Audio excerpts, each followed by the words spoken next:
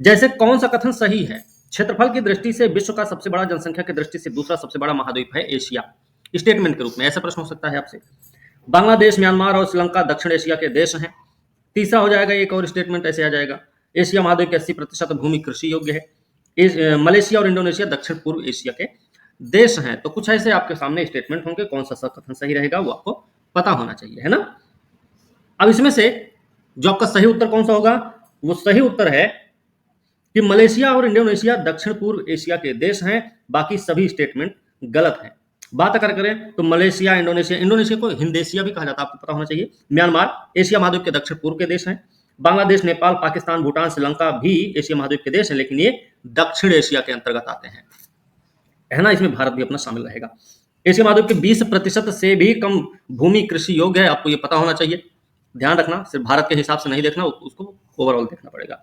लेकिन ये कई फसलों का प्रमुख उत्पादक है। विश्व में 7 महाद्वीप हैं। एशिया महाद्वीप क्षेत्रफल, जनसंख्या दोनों की दृष्टि से संसार का सबसे बड़ा है।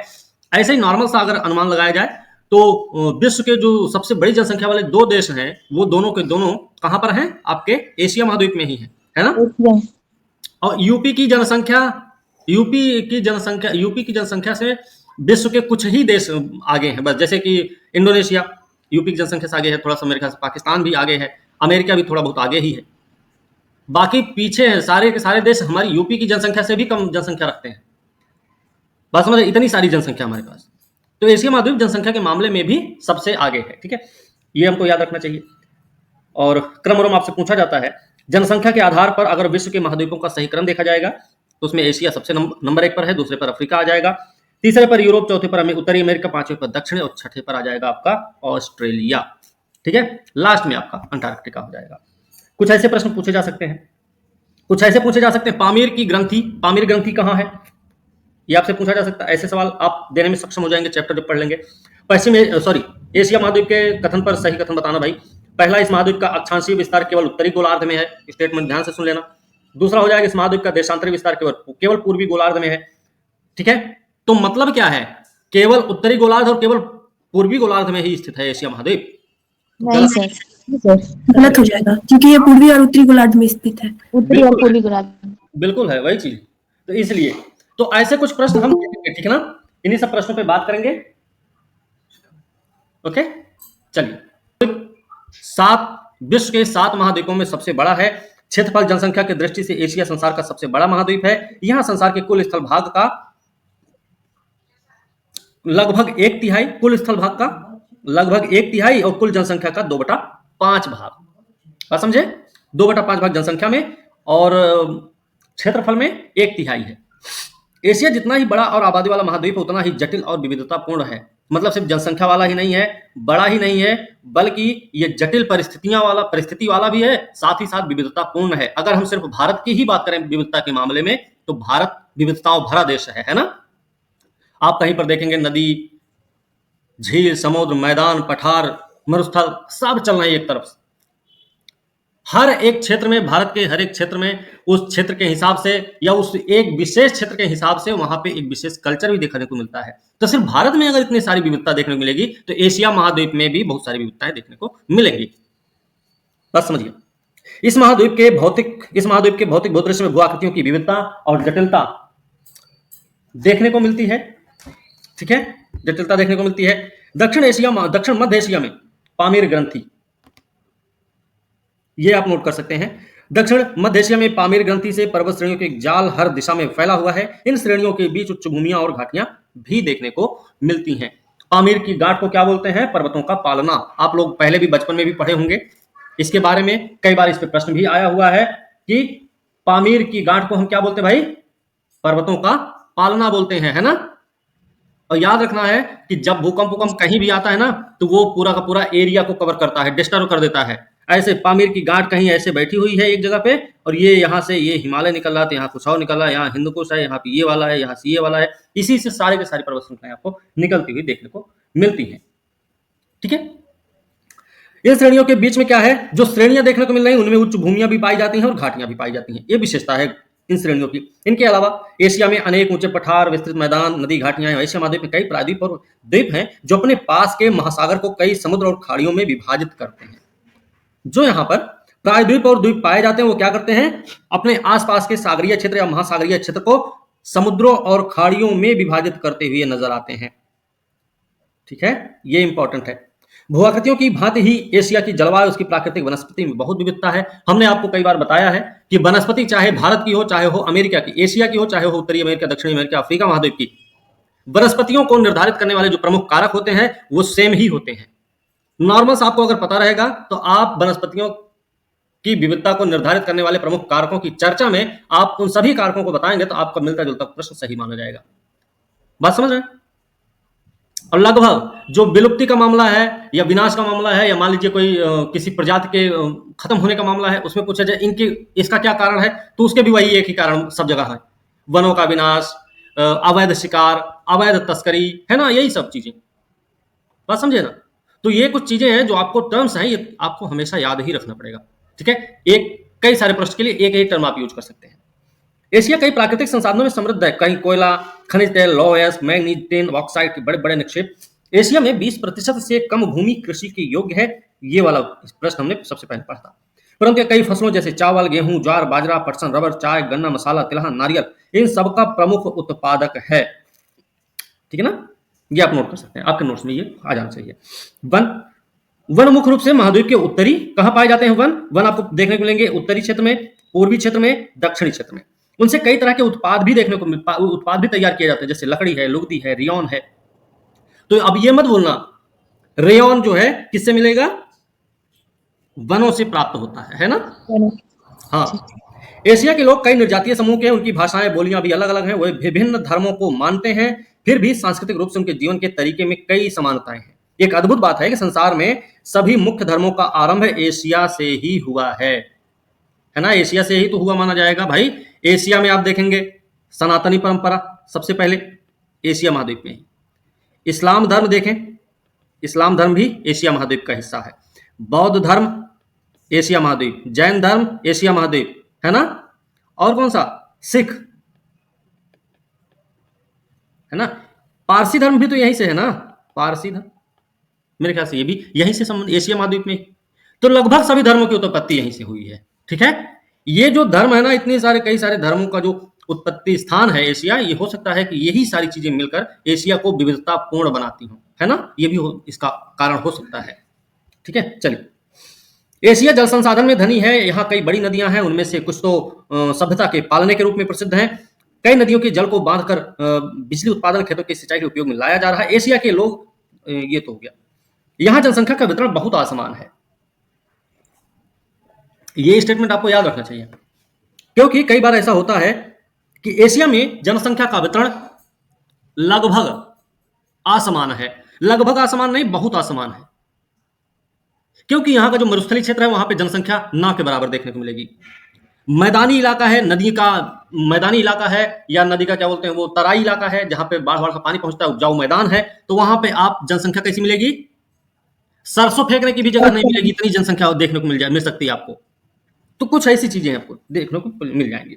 बहुत बड़े भूभाग पर आबादी नहीं के बराबर या बिल्कुल नहीं है। दूसरी ओर नदी, घाटी, तटीय मैदान, बहुत सघन जनसंख्या प्रदेश है। और गंगा यमुना के क्षेत्र को क्या बोलते हैं, सभ्यता का पालना कहा जाता है। ठीक है, गंगा और यमुना जो नदी वाला मामला है। एशिया के देश अपनी भौतिक, सामाजिक और आर्थिक विशेषताओं में एक दूसरे से भिन्न है। इस खंड में कुछ देशों को विस्तृत अध्ययन के लिए चुना गया। कौन से हैं, पाकिस्तान, नेपाल, भूटान, बांग्लादेश, म्यांमार, श्रीलंका हमारे सबसे निकटवर्ती पड़ोसी देश हैं। भारत के साथ वे सभी दक्षिण एशिया के देश हैं। दक्षिण एशिया में कौन कौन आ रहे हैं, पाकिस्तान, नेपाल, भूटान, बांग्लादेश, म्यांमार, श्रीलंका के साथ भारत भी है। मलेशिया और हिंद एशिया या फिर इंडोनेशिया जिसको हम बोलेंगे, ये आपको दक्षिण पूर्व एशिया के दो देश हैं। उत्तर में चीन, संसार का सर्वाधिक जनसंख्या वाला, अब नहीं रहा, जो कि यहाँ खेती करने की परंपरा 4000 वर्षों से अधिक पुरानी है। पूर्व में जापान एक द्वीपीय देश है। जापान कैसा है, द्वीपीय देश है, और संसार के सर्वाधिक समृद्ध देशों में से एक है। जापान की बात है ये। ठीक है, ये भौतिक परिदृश्य इसका देखेंगे। एशिया और यूरोप यद्यपि एक ही भूखंड के हिस्से हैं, है ना, फिर भी समानता इन्हें अलग अलग महाद्वीपों के रूप में जाना जाता है। विश्व के कुल भूभाग का 1/3 एशिया में है। इस प्रकार से एशिया सभी महाद्वीपों में सबसे बड़ा महाद्वीप है। हालांकि इसका अक्षांशीय विस्तार कितना है, अक्षांशीय विस्तार 10 डिग्री दक्षिण से लेकर 80 डिग्री उत्तरी अक्षांश के बीच में है। लेकिन एशिया की मुख्य भूमि का पूरा भाग विषुवत वृत्त के उत्तर में स्थित है। एशिया की जो मुख्य भूमि है उसका आप देखेंगे पूरा भाग विषुवत वृत्त के उत्तर में ही नजर आएगा, मुख्य भूमि का उत्तर पूरा भाग। बाकी आप देखेंगे विषुवत रेखा के नीचे भी आपको देखने को मिल जाएंगे। इसका पूर्व पश्चिम विस्तार, पूर्व से पश्चिम विस्तार कितना है, तो 25 डिग्री पूर्वी देशांतर से लेकर 170 डिग्री पश्चिमी देशांतर तक है। विस्तार पृथ्वी के लगभग आधे भाग के बराबर है। यह संसार के अधिकतर मानचित्रों में यूरोप, अफ्रीका को मानचित्र के मध्य भाग में दिखाया जाता है। मध्याह्न रेखा को भी मानचित्र के बीच में दिखाया जाता है। इसके फलस्वरूप 180 डिग्री पूर्वी देशांतर को 2 बार प्रदर्शित किया जाता है। किसको? 180 डिग्री पूर्वी देशांतर को कितनी बार दिखाया जाता है? तो 2 बार दिखाया जाता है भाई। क्योंकि ऐसे मानचित्रों में एशिया को मानचित्र के दाहिनी ओर दिखाया जाता है और उत्तरी दक्षिण अमेरिका को मानचित्र के बाईं ओर दिखाया जाता है। इससे बहुत से लोगों को भ्रम हो जाता है। ये थोड़ा सा ऐसे ही नॉर्मल सा आपको पता होना चाहिए, उत्तरी और दक्षिण अमेरिका को किधर दिखाया जाता है और एशिया को किधर दिखाया जा रहा है। इससे बहुत से लोगों को भ्रम हो जाता है कि उत्तरी अमेरिका एशिया की अपेक्षा यूरोप के अधिक निकट है, जबकि वास्तव में उत्तरी अमेरिका एशिया महाद्वीप के ज्यादा निकट है ना? ऐसे तो देखेंगे, ऐसे है, ऐसे करके, सॉरी ये गड़बड़ा गया, ऐसे करके है ना, ऐसे कुछ करके है। ये हमारा, ये एशिया महाद्वीप, ये कौन सी संधि है?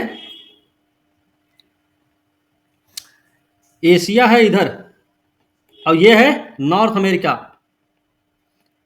इन दोनों के बीच में कौन सी संधि है? बर्लिंग संधि। कौन सी? बर्लिंग। Bering, Bering, Bering. ये बेरिंग जल संधि है। ये बेरिंग सागर भी यहीं पे है, ठीक है। तो पास में तो हमारा एशिया है ना, उत्तरी अमेरिका के। यूरोप तो बहुत दूर है, क्योंकि इन दोनों के बीच में अटलांटिक महासागर भी फैला हुआ है। अब आएगा यूरोप, बात समझे? तो ये एशिया महाद्वीप के पास में है जी। क्योंकि ऐसे मानचित्र एशिया को मानचित्र के दाहिनी ओर दिखाया जाता, छोड़िए उसको। इसलिए अगर हम एशिया को इसके सही भौगोलिक स्थान पर देखना चाहते हैं तो हमें इसको मानचित्र के मध्य में रखना चाहिए, ठीक है। चित्र 6.1 में एशिया के राजनीतिक विभाग दिखाए गए। एशिया के 3 सबसे बड़े देश को ढूंढिए। ऐसा कौन सा बड़ा देश है जो एशिया और यूरोप दोनों महाद्वीपों में है? तो सबसे बड़े देश का नाम क्या है? तो उस बड़े सबसे बड़े देश का नाम रूस। मालूम है रूस का ज्यादातर हिस्सा एशिया में पड़ता है, लेकिन इसकी राजधानी यूरोप में पड़ती है। ये बात पता है आप लोगों को?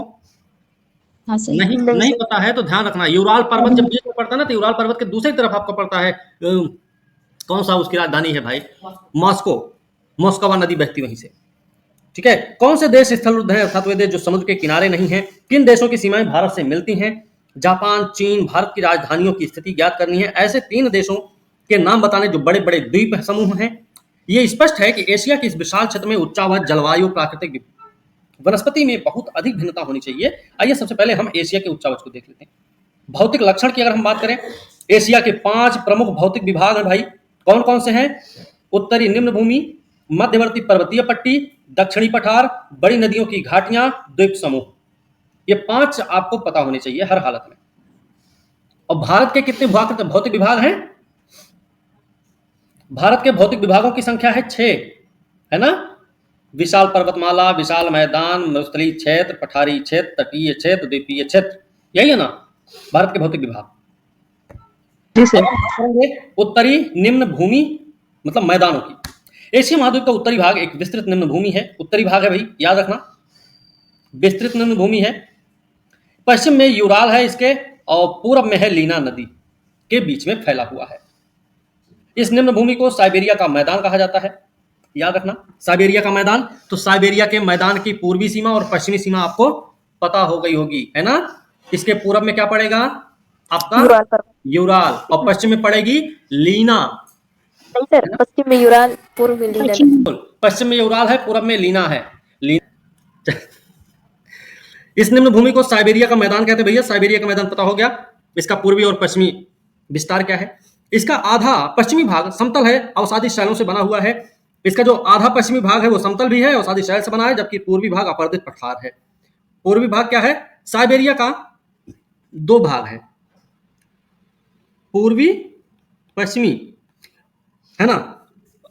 पश्चिमी कैसा है? समतल है, समतल के साथ साथ कैसा है, अवसादी है ना, यही है। पूर्वी कैसा भाई, अपर्दित पठार है ये। इस तरीके से थोड़ा सा पता रखना चाहिए हमको, ठीक है। इस मैदान में नदियां कौन कौन सी बह रही हैं, तो इस मैदान में ये कई बार ऐसे प्रश्न पूछे भी जाते हैं आपसे एग्जाम में कि इस क्षेत्र में बहने वाली नदियां, प्रमुख नदियां कौन कौन सी हैं, तो उसमें ओब, येनिसी और लीना, ठीक है। चलो ठीक है, ये नदियां मध्य एशिया की उच्चभूमि पर्वतों से निकलकर उत्तर की ओर बहती हैं, पश्चिम, ठीक है, बहती है। ध्रुवीय प्रदेशों में शीत ऋतु अत्यंत कठोर होती है। लंबी होने के कारण नदियों के निचले मार्ग और मुहानों में कई महीनों तक बर्फ जमी रहती है। इन नदियों की प्रमुख विशेषता क्या है, ओब, येनिसी और लीना, इनकी प्रमुख विशेषता क्या है कि ये इनके जो निचले मार्ग हैं और इनके जो मुहाने हैं वो कई महीनों तक बर्फों से ढके रहते हैं, ठीक है। या फिर हो सकता है साइबेरिया के मैदान में बहने वाली नदियों की प्रमुख विशेषता क्या है, तो आप बता सकते हैं इनके निचले मार्ग और मुहाने महीनों तक बर्फों से ढके रहते हैं। बात क्लियर हो गई, आपको इस तरीके से समझना है इसको भाई, ठीक है। नदियों के ऊपरी भाग से बहकर आने वाला जल यहां रुककर विस्तृत भाग में फैल जाता है और उस भूमि को दलदली बना देता है। संसार की सबसे गहरी झील बैकाल, संसार की सबसे गहरी, अब ये वाला डाटा नहीं बदल सकता है चाहे करंट का कुछ भी आए, बैकाल झील रहेगी सबसे गहरी। वैज्ञानिकों के अनुमान के अनुसार समस्त विश्व की झीलों के मीठे पानी का 20% हिस्सा अकेले बैकाल झील में उपलब्ध है। पूरे विश्व में जितने भी मीठे पानी की झीलें हैं उनका 20% हिस्सा है बैकाल झील में। एशिया का यह आंतरिक केंद्र स्थल रुद्ध भी है और वीरान भी है। आपका जो साइबेरिया का मैदान है कैसा है, ये भैया स्थल रुद्ध है। स्थल रुद्ध मतलब इसकी सीमा कहीं समुद्र से नहीं लग रही है। स्थल रुद्ध होने के साथ साथ वीरान टाइप का है, साए साए सिर्फ हवाएं चलती हैं यहाँ पे और कुछ नहीं चलता। पर्वतों तथा मरुस्थलों से घिरा हुआ यह भाग एशिया के अन्य भागों से एकदम अलग है। मध्यवर्ती पर्वतमाला की बात करेंगे, मध्यवर्ती पर्वतमाला की बात कर रहे हैं, जाहिर सी बात है हिमालय की बात जरूर होगी इसमें। फिर उत्तरी निम्न भूमि के दक्षिण में वलित पर्वत और पठारों का जाल देखने को मिलेगा। किसका, जो एशिया महाद्वीप में वलित पर्वतों और पठारों का जाल देखने को मिलता है वो कहां पर है, तो ऑप्शन दे दिया जाएगा, उत्तरी निम्न भूमि के दक्षिण में, उत्तरी निम्न भूमि के उत्तर में, एशिया महाद्वीप के दक्षिणी भाग में, ऐसे करके। तो आपका सही उत्तर क्या होगा, उत्तरी निम्न भूमि के दक्षिण में। अगर आप चित्र 6.2 को देखेंगे तो आपको पता चलेगा कि पामीर पठार पर अनेक पर्वत श्रृंखलाएं आकर मिलती हैं तथा पामीर ग्रंथि का निर्माण करती हैं। यह पठार संसार की छत भी है। पामीर की गांठ को क्या बोला जाता है, संसार की छत बोला जाता है, विश्व की छत कहा जाता है ना। यह पठार संसार छत है क्योंकि यह संसार में सबसे ऊंचा पठार है। अब आपसे कथन और कारण के रूप में भी प्रश्न पूछा जा सकता है। कथन हो सकता है कि पामीर की गांठ को विश्व की छत कहा जाता है, कारण में बोला जा सकता है संसार में सबसे ऊंचा पठार है। तो क्या मतलब हो जाएगा, कथन और कारण भी सही हो जाएगा, कारण कथन की व्याख्या भी करेगा। बात समझे, छत जो होती है जमीन पे नहीं बनती है, दीवार उठाई जाती है उसके ऊपर लगाई जाती है ना, जो नीचे रहता है वो छत को देखता है ऊपर। बात समझे, लेटे लेटे सेम कंडीशन। तो यहां पर जो कथन में अगर पूछा जाता है कि पामीर की गांठ विश्व की छत कहलाती है, बात सही है। कारण में हो जाए कि यह संसार में सबसे ऊंचा पठार है, मतलब क्या है भाई, कथन और कारण दोनों सही हैं, है ना। कारण कथन की व्याख्या भी कर रहा है, ठीक है। इससे पश्चिम की ओर हिंदू कुश है। आप अगर जाएंगे क्या बोलते हैं, पामीर की गांठ की बात करेंगे तो पामीर की गांठ के पश्चिम में आपको देखने को मिलेगा हिंदू कुश, उत्तर पूर्व की ओर तिएन शान, पूर्व की ओर क्युनलुन, दक्षिण पूर्व की ओर काराकोरम और हिमालय पर्वत श्रृंखलाएं फैली हुई हैं। ये पर्वत श्रृंखलाओं का जो क्रम है ना, किधर किधर कौन फैली हुई है ये हमको पता होना चाहिए। पूर्व में कौन है, दक्षिण में कौन है, पश्चिम में कौन है, उत्तर में कौन है, दक्षिण पूर्व कौन है, सब पता होना चाहिए, ठीक भाई। तो पूर्व में आपका क्युनलुन देखने को मिलेगा, पूर्व की ओर क्युनलुन देखने को मिलेगा, उत्तर पूर्व को तिएन शान देखने को मिलेगा, पश्चिम की ओर हिंदू कुश हो जाएगा, दक्षिण पूर्व की ओर काराकोरम हिमालय आपको देखने को मिल जाएगा। प्रत्येक पर्वत श्रृंखला में कई सारी श्रेणियां हैं, पर्वत हैं, पठार हैं, उच्च भूमियां भी देखने को मिलेंगी ही मिलेंगी। जैसे आप बात करें हिमालय की, तो हिमालय में कितनी सारी पर्वत श्रेणियां, काराकोरम, लद्दाख, जास्कर, पीरपंजाल, है ना, ऐसी श्रृंखलाएं। बात समझ रहे हैं ना। Yes sir. हिंदू कुश, अब याद रखना ये जो पर्वत देखने को मिल रहा है ये कैसे पर्वत है भाई, वलित पर्वत है। हिंदू कुश के पश्चिम से पर्वत श्रेणियों के दो समूह हो जाते हैं। हिंदू कुश के पश्चिम से दो समूह होते हैं। उत्तरी समूह होता है एल्बोर्ज पर्वतों का निर्माण करता है, जो कैस्पियन सागर के दक्षिण तट के साथ साथ उत्तर पश्चिम की ओर फैला हुआ है। और दक्षिण समूह जैग्रोस पर्वत है, अरब सागर के साथ फारस की खाड़ी की ओर चला गया है। तो हिंदू कुश, मान लीजिए ये आपका रहा हिंदू कुश, ये आपका हिंदू कुश पर्वत है, ठीक है ना। अब इसमें दो भाग है इसके, एक है एलबुर्ज यहां से और एक ये है जैग्रोस। अगर हम बनाएंगे मैप तो ये बहुत दूर मिलेगा भारत से, ऐसे करके बनेगा ना भारत का मैप, ऐसे करके कुछ भारत का मैप बनेगा और ये यहाँ पे आ जाएगा, सॉरी यहाँ से हट जाएगा क्योंकि भारत को हमने पास में बना दिया ना इसलिए, ठीक है ना। ये कौन सा होगा, उत्तर में एलबुर्ज जा रहा है, दक्षिण में चला जाएगा जैग्रोस। उत्तर का जो एलबुर्ज पर्वत है वो कैस्पियन सागर दक्षिण तट के होते हुए पश्चिम की ओर फैला हुआ है और दक्षिण वाला जो है जैग्रोस पर्वत है, अरब सागर के साथ फारस की खाड़ी तक निकल गया। पश्चिम की ओर बढ़ते हुए दोनों पर्वत श्रेणियां माउंट अराराट की ग्रंथि पर आकर मिल जाती हैं। ये दोनों माउंट अराराट पे आके मिलेंगी और माउंट अराराट से दो पर्वत श्रेणियां पश्चिम की ओर चली जाती हैं। अनातोलिया का पठार जो उत्तर में पांटिक पर्वत और दक्षिण में टॉरस पर्वत से घिरा हुआ है, प्राचीन शैलों से निर्मित है। प्राचीन शैल से निर्मित है, कौन कौन से, एक तो है टॉरस पर्वत और दूसरा है पांटिक पर्वत, ठीक है ना। ये हमको ध्यान रखना है। काराकोरम और हिमालय की श्रेणियां पामीर ग्रंथि के दक्षिण पूर्व की ओर फैली हुई हैं। इनमें विश्व के कुछ उच्चतम शिखर देखने को मिलेंगे। माउंट एवरेस्ट K2 मतलब गाडविन ऑस्टिन उच्चतम शिखर क्रमशः हिमालय और काराकोरम श्रेणियों से संबंधित है। और हिमालय की सर्वोच्च चोटी है आपकी कौन सी, माउंट एवरेस्ट, और काराकोरम की सर्वोच्च चोटी है K2 मतलब गाडविन ऑस्टिन। विश्व की विशाल हिमालयों में से कुछ काराकोरम की श्रेणियों में पाई जाती है। दक्षिण में दो श्रेणियां और उत्तर में क्यूनलुन श्रेणी के बीच में है तिब्बत का पठार। तिब्बत का पठार आपको कहां देखने को मिल रहा है, तो हिमालय और क्यूनलुन के बीच में देखने को मिलेगा, ठीक है। तिब्बत का पठार आपसे पूछा जा सकता है तिब्बत के पठार के बारे में, निम्न तथ्यों पर विचार करके सही उत्तर का चयन करें। तो आपसे स्टेटमेंट वाइज जैसे प्रश्न हो सकते हैं वो आपको पता होना चाहिए, किसके बीच में है, कहां पर इसकी अवस्थिति है, या पामीर की गांठ के पास में कहां पर पहुंचेगा ये, या एशिया महाद्वीप में कहां पर है, ये सब चीजें ध्यान में रखनी पड़ेगी। दक्षिण में दो श्रेणियों तथा उत्तर में क्यूनलुन के बीच में है तिब्बत का पठार, जिसके उत्तर में है तारिम बेसिन और दक्षिण में क्यूनलुन, उत्तर में तियन शान से घिरा हुआ है, ठीक है ना। अब क्यों, ये तो हमने देख लिया कि जो आपका तिब्बत का पठार है कहां पर है। तिब्बत के पठार में के थोड़ा सा उत्तर में जब जाएंगे तो वहां पे एक बेसिन है जिसको बोलते हैं तारिम बेसिन। तारिम बेसिन किसके बीच में है, तो दक्षिण में आपका पड़ जाएगा क्यूनलुन और उत्तर में इसके पड़ेगा तियन शान। अगर हम मान लीजिए एक ऐसे बना दें, ये आपका हो जाएगा तिब्बत का पठार, ठीक है। इधर हो गया हिमालय और इधर हो गया क्यूनलुन, ठीक है, यही होगा ना। ये तिब्बत का पठार है, हिमालय क्यूनलुन। अब अगर तारिम बेसिन की बात करेंगे तो तारिम बेसिन आ जाएगा यहां पे, ये हो गया तारिम बेसिन। तो तारिम बेसिन के उत्तर में क्या मिल जाएगा आपको, तियन शान। इसी तरीके से है ना। अब अगर आपसे पूछा जाए प्रश्न में, पेपर में, कि उनका उत्तर से दक्षिण का क्रम सजाओ, तो दक्षिण से उत्तर या उत्तर से दक्षिण का क्रम क्या होगा, उत्तर से दक्षिण का देखेंगे तो तियन शान, तारिम बेसिन, क्यूनलुन, तिब्बत पठार, हिमालय। दक्षिण से उत्तर जाएंगे तो हिमालय, तिब्बत पठार, क्यूनलुन, तारिम बेसिन, तियन शान। बात क्लियर है, ऐसे, ठीक है भाई। तिब्बत के पठार का पूर्वी भाग जटिल उच्चावच वाला है। तिब्बत के पठार का जो पूर्वी भाग है कैसा है, जटिल उच्चावच वाला है। यहां से सभी पर्वत श्रेणियां दक्षिण की ओर मुड़कर समानांतर श्रृंखलाएं बनाती हैं। जो तिब्बत का पठार वाला हिस्सा है उसके जो दक्षिण में मुड़ी हुई समानांतर श्रृंखलाएं हैं, ठीक है। तिब्बत पठार के दक्षिण पूर्व में पर्वत श्रेणियां कैसी हैं, उत्तर दक्षिण दिशा में फैली हुई हैं, ठीक है। दक्षिण पूर्व में जो पर्वत श्रेणियां हैं इनमें से कुछ, अच्छा दक्षिण थोड़ा, अब यहां पे देखिए एक चीज और समझिए।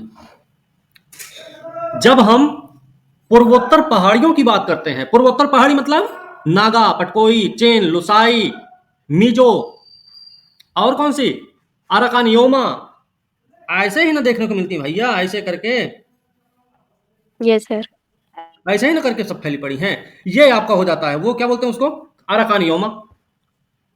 ये उत्तर है दक्षिण का तो एरिया दिख रहा है, नॉर्थ टू साउथ, उत्तर से दक्षिण में फैली हुई है ये, बात समझ रहे हैं ना। तो आपको इतना सोचने की जरूरत नहीं है। और एक बात और याद रखना, अगर ये आपका उत्तर से दक्षिण में फैली हुई पूर्वोत्तर श्रेणियां हैं तो जाहिर सी बात है यहां पर अगर ये है तो तिब्बत का पठार यहां पे देखने को मिलेगा, क्योंकि इसके दक्षिण पूर्व में स्थित है ये। बात क्लियर हुई, Yes, sir. आपको इस तरीके से थोड़ा सा माइंड में संभाल के रखना होगा, है ना। वैसे संभाल के रख नहीं पाते हो तुम लोग, थोड़ा सा हाच पाच होता रहता है, फिर भी लेकिन संभाल के रखना पड़ेगा, है ना। मजबूरी भी है और जरूरी भी है भैया, ठीक है। सब लोग थोड़ा सा ध्यान रखना, अगर ध्यान से पढ़ोगे तो एग्जाम एग्जाम तुम्हारा ही है, रिजल्ट तुम्हारा ही है, किसी और का नहीं है, ठीक है। सर लेकिन ज्यादा धैर्य ठीक है, तो ये आपको याद रखना भाई। मान लीजिए आपसे पूछ लिया जाए कि तिब्बत पठार के दक्षिण पूर्व में फैली हुई पर्वत श्रेणियों का विस्तार कैसा है, उत्तर से दक्षिण, पूर्व से पश्चिम, दक्षिण से पश्चिम, ऐसे करके हो जाए, तो आपको पता होना चाहिए कि दक्षिण से पश्चिम कहेगा होगा, उत्तर से पूर्व से पश्चिम कैसे हो जाएगा। ये उत्तर से दक्षिण का विस्तार है भाई, बात खत्म है। ये लो, बताते बताते इरेज भी हो गया आसानी से, नहीं हमारा भी काम आसान हो।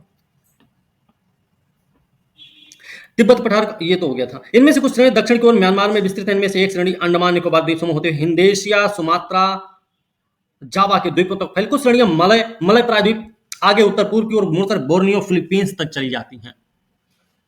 मतलब कितना लंबा चौड़ा है, कहां तक जा रहा है, बोर्नियो, फिलीपींस। अब फिलीपींस कहां है वो तो देखे ही थे आप लोग मैप, नहीं। यहां पे देखो कहां फिलीपींस दिख रहा है, कहीं दिख रहा है यहां पे।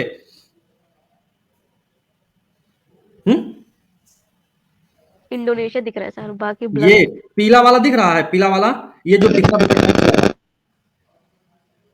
ये लाल वाला चाइना दिख रहा है ना। हाँ चाइना के नीचे Yes, sir. देखो, वियतनाम के जस्ट नीचे पीला पीला नहीं फैला फैला लग रहा है, चारों तरफ बिखरा बिखरा, ठीक है सर। यही वाला है फिलीपींस, देखिए ठीक है। सर। देख लो कहां पे है ये, यहां तक ये श्रृंखलाएं फैली हुई हैं। मतलब ये लाल वाला जो नेपाल, नेपाल के उत्तर से शुरू हुई है, उत्तर में तिब्बत है, इसके यहां से शुरुआत हुआ है। भारत का जो पीला वाला क्षेत्र दिख रहा है उत्तर पूर्व में, यहां से फैलते फैलते ये म्यांमार के साथ होते हुए, बाप रे बाप, इंडोनेशिया का सब कुछ ये सब लेते हुए, बताओ इतना लंबा चौड़ा फैला हुआ है इसमें, बड़ा ज्यादा है। चलो छोड़ो। पश्चिम में तियन शान पर्वतमाला और उत्तर पूर्वी साइबेरिया की पर्वत श्रृंखलाओं के बीच यहाँ प्राचीन वलित पर्वत। अब देखिए, यहां पर प्राचीन वलित पर्वत कहां देखने को मिलेंगे, एशिया महाद्वीप के कौन से भौतिक भाग में, भौतिक विभाग में आपको प्राचीन पर्वत श्रृंखलाएं, प्राचीन वलित पर्वत देखने को मिलते हैं। तो वो कौन से हैं, कौन सा भाग है, मध्यवर्ती पर्वतमाला वाला। तो मध्यवर्ती पर्वतमाला वाले में भी कहां पर देखने को मिलते हैं, तो पश्चिम में तियन शान पर्वतमाला, उत्तर पूर्वी साइबेरिया की पर्वत श्रृंखला। तो तियन शान जहां पर है और उत्तर पूर्व इसके साइबेरिया जहां है, इनके बीच में पड़ता है प्राचीन वलित पर्वत। उनके नाम क्या क्या हैं, अल्ताई, याब्लोनोय, स्टेनोवोय, है ना। नाम भी बड़ा अजीब अजीब है सवाल में, कि अल्ताई, याब्लोनोय, स्टेनोवाय पर्वत श्रृंखलाएं किस महाद्वीप की हैं, किस प्रकार की हैं, कहां पर हैं, इनकी अवस्थिति क्या है। तो कुछ सी भी प्रकार का प्रश्न हो सकता है, आपको पता होना चाहिए। एशिया महाद्वीप में भैया मध्यवर्ती पर्वतमाला का भाग है भैया, प्राचीन वलित पर्वत है भाई। इसके साथ साथ ये तियन शान और साइबेरियाई मैदान के बीचों बीच में स्थित है। बात क्लियर।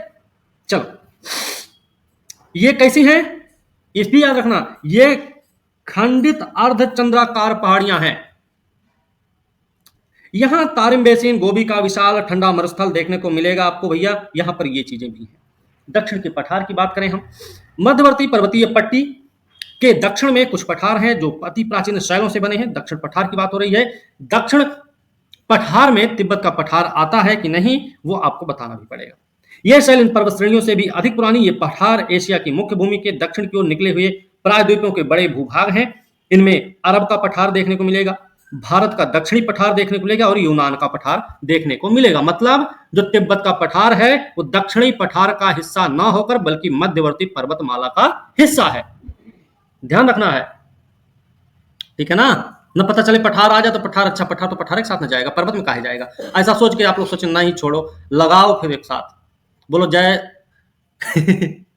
बोलो 1 2 3 4, उसके बाद लगा दिए, हो गया, चलो कल्याण। नहीं, बात समझ रहे ना भाई। तो तिब्बत का पठार इसका दक्षिण पठार का हिस्सा ना होकर पर्वतमाला का हिस्सा है, मध्यवर्ती पर्वतमाला के भौतिक विभाग में आता है वो। और दक्षिण पठार में आपको अरब का पठार भी देखने को मिलेगा, भारत का दक्षिण पठार भी देखने को मिलेगा। दक्षिण पठार मतलब दक्कन का पठार, और दक्कन का पठार का 2 हिस्सा है, एक है मध्यवर्ती उच्च भूमि और दूसरा है, दूसरा कौन सा है,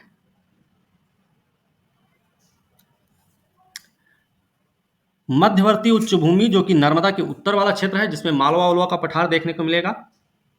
मालवा पठार, बुंदेलखंड पठार, बघेलखंड पठार, ये वाला पठार, वो वाला पठार, देश भर का पठार, सब पठार यहीं पे। दक्कन का पठार जो एक है वो बड़ा सा है, ऐसे करके, ऐसे करके है, ऐसे करके फैला हुआ ना दक्कन का पठार।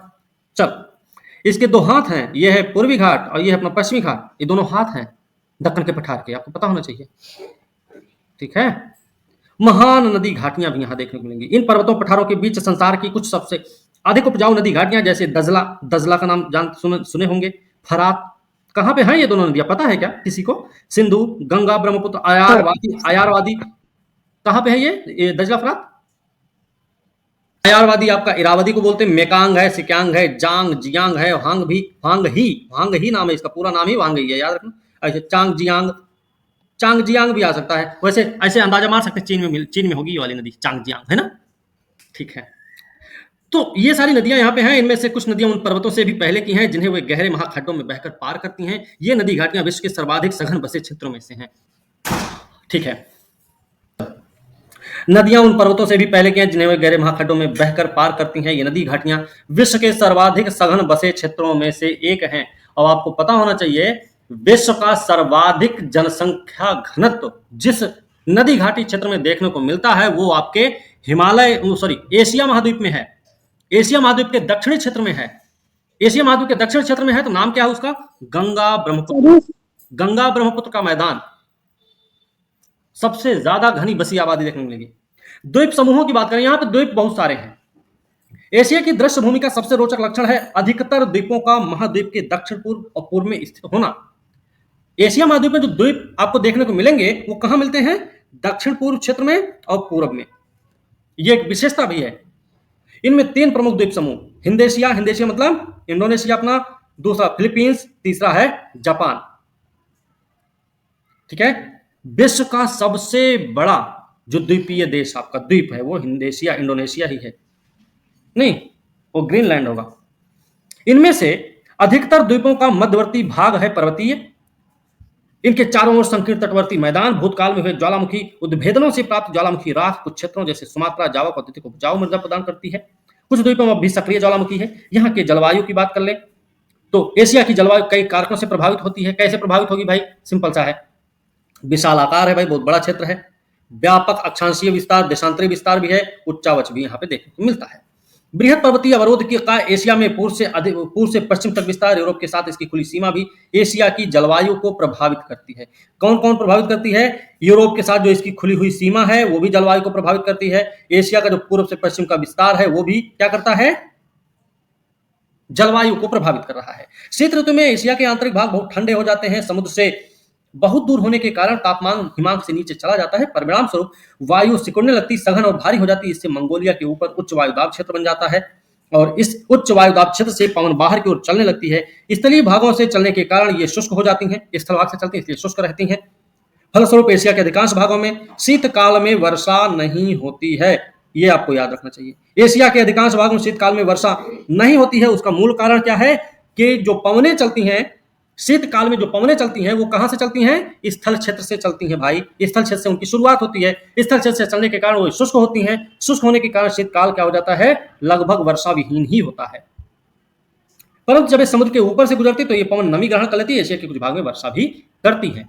आप लोगों बहुत सारा बात सुने होंगे, एक शब्द सुना होगा समीर। समीर क्या है?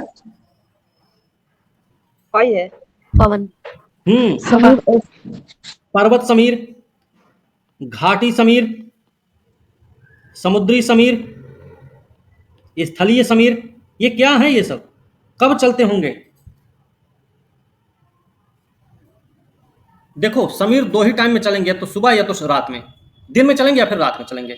तो समुद्री समीर कब चलेगा? दिन में। समुद्री समीर दिन में चलता है सर। वेरी गुड, दिन में चलेगा। स्थल वाला समीर सर, स्थलीय समीर स्थल से समुद्र की ओर सर स्थल रात वाला में समीर चलता है। रात में चलेगा। पर्वत समीर कब चलता है? तो पर्वत समीर भी चलेगा दिन में नहीं, पर्वत समीर भी चलेगा रात में। पर्वत समीर चलेगा रात में, क्योंकि ऊंचाई वाला एरिया है ना, सबसे पहले सूर्य की रोशनी वहीं पहुंच जाएगी और सबसे पहले ठंडा वही होगा। और घाटी समीर क्योंकि बहुत नीचे पड़ेगा, ये चलेगा दिन में। तो आपको ये पता हो गया कम से कम कि दिन में क्या क्या चलता है, घाटी समीर, समुद्री समीर। रात में क्या क्या चलेगा, तो पर्वतीय समीर और स्थलीय समीर। बात समझे? ये तो वैसे ही दिमाग में आया तो बता देते हैं, है ना। इसके विपरीत ग्रीष्म ऋतु में एशिया का अधिकतर भाग अत्यधिक गर्म हो जाता है, जिसके फलस्वरूप वायु फैल जाती है। एक भूभाग पर निम्न वायुदाब का क्षेत्र बन जाता है। निम्न वायुदाब मध्य एशिया, दक्षिण एशिया के उत्तर पश्चिम भाग में विकसित हो जाता है और इस समय तक उच्च वायुदाब के क्षेत्र महासागरों के ऊपर बनते पवन इन क्षेत्रों से निम्न वायुदाब क्षेत्र की ओर चलने लगती है।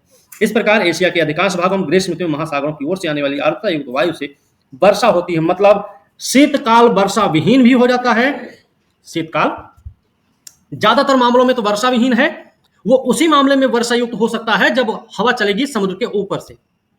लेकिन ग्रीष्म ऋतु में क्या होगा भाई, ग्रीष्म ऋतु वर्षा युक्त होती है ना। एशिया की जो ग्रीष्म ऋतु है वो क्या होती है, वर्षा युक्त होती है। उसमें कोई इधर उधर की बात नहीं है। बात समझ गए ना, याद रखना इस बात को। Yes, sir. और क्यों ऐसा है, शीतकाल शुष्क क्यों हो जाता है, ग्रीष्म में वर्षा क्यों हो जाती है, ये भी आपको पता हो गया। ठीक है, तो थोड़ा सा ध्यान रखना है। एशिया महाद्वीप का अक्षांशीय विस्तार पूर्व पश्चिम दिशा में पर्वतीय अवरोध और यूरोप के साथ खुली सीमा का स्पष्ट प्रभाव यहाँ के तापमान वर्षा के प्रतिरूप पर देखा जाता है। उत्तर पूर्व साइबेरियम बर्फयांश उत्तरी गोला सबसे ठंडा स्थान है। बहुत पहले से आप लोगों को पता है, इसमें कोई दो राय नहीं है भाई। उत्तर पूर्वी साइबेरिया में स्थित है ये बर्फयांश। यहाँ पर जनवरी का औसत तापमान -45 डिग्री सेल्सियस और ग्रीष्म काल में उत्तर पश्चिम भारत के अनेक स्थान फारस खाड़ी क्षेत्रों में तापमान 33 डिग्री सेल्सियस तक हो जाता है। भारत के मेघालय का मौसम विश्व का सबसे अधिक वर्षा प्राप्त करने वाला स्थान। लेकिन एशिया में लाल सागर से लेकर मंगोलिया तक फैला विश्व का सबसे बड़ा क्षेत्र ऐसा भी है जहां वर्षा बहुत कम होती है। जहां वर्षा बहुत कम होती है, विश्व की सबसे कम वर्षा जहां होती है, वो क्षेत्र कहां पे मिलेगा आपको, वो एशिया में ही मिलेगा। लाल सागर से मंगोलिया तक फैला हुआ क्षेत्र है। लाल सागर से लेकर मंगोलिया तक क्षेत्र का जो फैला हुआ क्षेत्र दिख रहा है, वो सब विश्व की सबसे कम वर्षा वाला क्षेत्र है। ठीक है ना। इस प्रकार से एशिया महाद्वीप में तापमान वर्षा में बहुत अधिक भिन्नता, ये भिन्नता भी यहाँ पाई जाने वाली वनस्पति प्रतिरूपों में भी परिलक्षित होती है। ठीक है, थोड़ा सा रह गया है, बस खत्म है, ये भी देख ही लेते हैं। ठीक है, प्राकृतिक वनस्पति वन्यजीव। एशिया की प्राकृतिक वनस्पति व्यापक विभिन्नता है। यहाँ पर एक और आर्कटिक टुंड्रा की काई लीचेन से लेकर दूसरी ओर दक्षिण पूर्व एशिया में प्रचुर आप्रवेश वर्षावन पाए जाते हैं। आप्रवेश वर्षावन मतलब ऐसे वन जिसमें जाना भी दूभर हो जाए। बस समझ रहे हो ना, आप्रवेश मतलब वो होते हैं। एशिया के किसी न किसी भाग में हर प्रकार की वनस्पति पेटी है। एशिया की प्राकृतिक वनस्पति का यहाँ की जलवायु से घनिष्ठ संबंध है। सब जगह, कोई भी एशिया, यूरोप, अफ्रीका, उत्तरी अमेरिका, दक्षिण अमेरिका, कोई भी हो, भारत, चीन, जापान, कोई भी देश हो, वहां की जो प्राकृतिक वनस्पति होगी उसकी जलवायु के साथ घनिष्ठता बरकरार रहती है। अगर जलवायु शुष्क है तो वहां की वनस्पति भी उसी के अनुसार होगी। अगर जलवायु आर्द्र है तो वहां की वनस्पति उसी के अनुसार होगी। तो क्षेत्र चाहे जो हो, उसका संबंध जलवायु, वहां की वनस्पति का संबंध जलवायु के साथ कैसा होता है, घनिष्ठता वाला होता है। ठीक है ना। मतलब आप बोले तो क्या बोलते, सकारात्मक संबंध देखने को मिलेंगे, है ना। गर्मी के साथ कम, मतलब ज्यादा अगर शुष्क क्षेत्र है तो वनस्पति उतनी अच्छी नहीं। एशिया के उत्तरी तट के साथ साथ टुंड्रा वनस्पति पेटी है और इस क्षेत्र की अधिकतर भूमि वर्ष के अधिकांश समय में हिम से ढकी रहती है। वार्षिक वर्षा लगभग 30 सेंटीमीटर हिम के रूप में होती। और टुंड्रा क्षेत्र की बात हो रही भाई, टुंड्रा वनस्पति क्षेत्र की बात हो रही है, जो बर्फ से ढके रहते हैं और वर्षा होती 30 सेंटीमीटर तक हिम के रूप में भी होती है। ग्रीष्म ऋतु होती है छोटी। ग्रीष्म ऋतु कैसी होती है, यहाँ पे छोटी होती है, ठंडी होती है। टुंड्रा क्षेत्र की बात है। शीत ऋतु कैसी होती है, लंबी और बहुत अधिक ठंडी होती है। पौधे कैसे होते हैं टुंड्रा क्षेत्र में, तो टुंड्रा क्षेत्र में पौधे होते हैं ज्यादा लंबे नहीं। काई और लिचेन यहाँ पे पाई जाती हैं। जो काई और लिचेन है, ये कैसी है वनस्पतियां, टुंड्रा क्षेत्र की वनस्पति मानी जाती है। टुंड्रा जैसी मुख्य वनस्पति है। इस प्रदेश का सबसे महत्वपूर्ण पशु कौन है, पशु है रंडियर, है ना। टुंड्रा प्रदेश के दक्षिण में पाया जाता शंकुधारी वन। ये आपका टुंड्रा हो गया,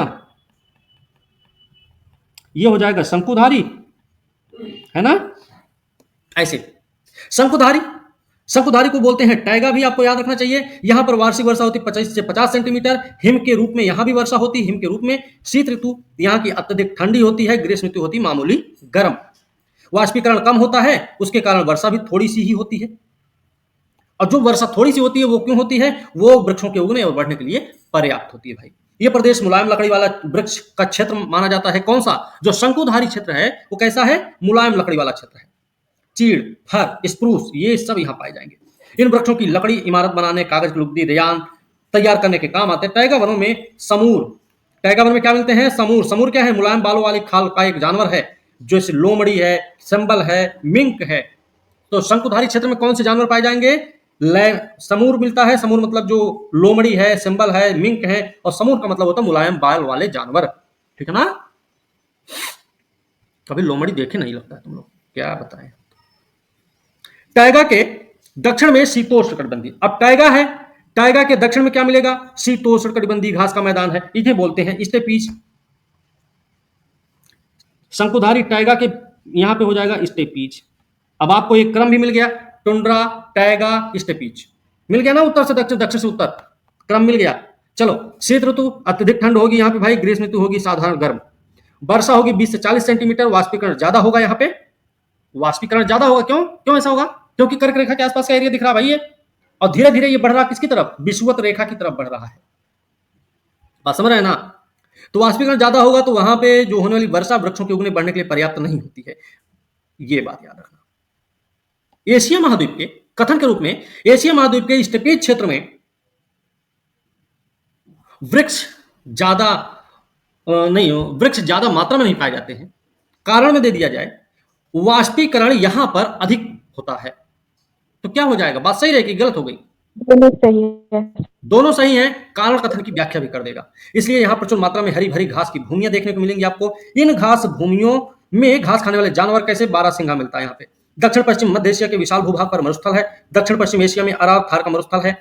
अरब और थार का मरुस्थल कैसा है? उष्ण मरुस्थल। मध्य एशिया में जो गोबी और तिब्बत है वो ठंडा मरुस्थल है, ये याद रखना। इसमें मरुस्थलीय वनस्पति पाई जाएगी, पेड़ पौधों की वृद्धि के लिए अनुकूल दशाएं नहीं होती हैं, तो छोटी छोटी कटीली झाड़ियां देखने को मिलती हैं। ऊंट, गधा, देखो एक विशिष्ट प्रकार का छोटा सा हिरण की प्रमुख पशु हैं इनके। ऊंचे पठारी भाग में यॉक भी देखने को मिलता है। यॉक जो बड़ा बड़ा बाल वाला भैंसा टाइप का जानवर दिखता है वो बोलते हैं याक।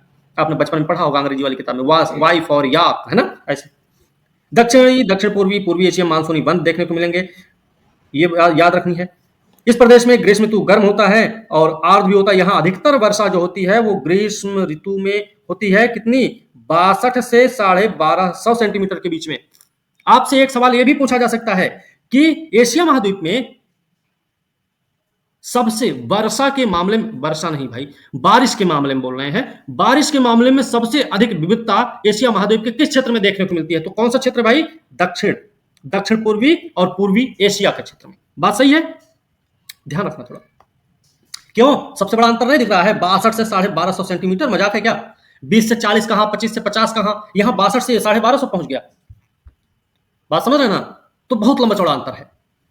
शीत ऋतु कैसी होती है यहाँ की? शीत ऋतु होती है मृदुल और शुष्क। मानसूनी वनों में बहुत उपयोगी वृक्ष सागौन, साल, चंदन देखने को मिलते हैं। इन वनों का विशिष्ट पशु होता है हाथी। उत्तर पूर्वी एशिया में अपेक्षाकृत अधिक ठंडी जलवायु मिलती है और यहाँ पे पाए जाते हैं शीतोष्ण। उत्तर पूर्वी एशिया, एशिया के सुदूर दक्षिण भाग में जो विषुवत वृत्त के अधिक निकट है वहां पे है विषुवतीय वर्षा वन, जैसे कि आप पहले पढ़ चुके हैं। ये वन सघन है, इनमें विविध प्रकार के वृक्ष, पौधे, झाड़ियां हैं। इन वनों में क्या क्या है? लंगूर, बंदर, अन्य विविध प्रकार के वन्य प्राणी भी देखने को मिलते हैं। कहां पर? विषुवतीय वर्षा वन क्षेत्र में। ठीक है भाई। अब यहाँ पे देखिए प्रश्न आ गया, एशिया के 5 भौतिक विभाग के नाम बताओ। चलो नाम बताओ भैया, एशिया के 5 भौतिक विभाग कौन कौन से हैं? तो आपको पता होना चाहिए, बात समझे? साइबेरिया के उत्तरी भाग दलदली क्यों बन जाते हैं? ये सारे प्रश्न आप 10 से 15 या 15 से 20 शब्द में लिख सकते हैं आराम से इस चैप्टर को पढ़ने के बाद। 2 पर्वत श्रेणियों के नाम बताना जिनमें संसार की सबसे ऊंची चोटी, सबसे बड़े हिमनद देखने को मिलते हैं। तो ये हिमालय और काराकोरम के बारे में हमने बताया था। एशिया के मुख्य भूमि से दक्षिण की ओर निकले हुए प्रायद्वीपों के बड़े भाग का निर्माण करने वाले कौन से 3 पठार हैं? वो 3 पठार कौन से हैं एशिया के मुख्य भूमि से दक्षिण की ओर निकले हुए जो पठार हैं? एशिया का अधिकतर भाग ग्रीष्मकाल में वर्षा क्यों प्राप्त करता है?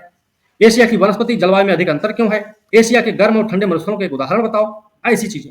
अंतर बताना, टुंड्रा और टाइगा का अंतर नहीं बता सकते। टुंड्रा का बताए थे, फिर शंकुधारी वन या टाइगा प्रदेश का हमने बताया बारे में, मानसूनी वन, विषुवतीय वर्षा वन के बारे में भी हमने बता दिया। अभी कितनी सारी चीजें हैं आपको मिली। इस चैप्टर को पढ़ने के बाद आप एक एक सवाल का जवाब दे देंगे एशिया महाद्वीप से संबंधित, चाहे वो जलवायु से संबंधित, चाहे वनस्पति से संबंधित, चाहे जानवर संबंधित, चाहे उनके भौतिक विभाग से संबंधित हो। इन सब के बारे में आप सही से जवाब दे सकते हैं। ठीक है ना? अब इसको यहीं पे समाप्त करेंगे। नेक्स्ट वीक में यही ज्योग्राफी ही कंटिन्यू करेंगे। ठीक है ना? ये पीडीएफ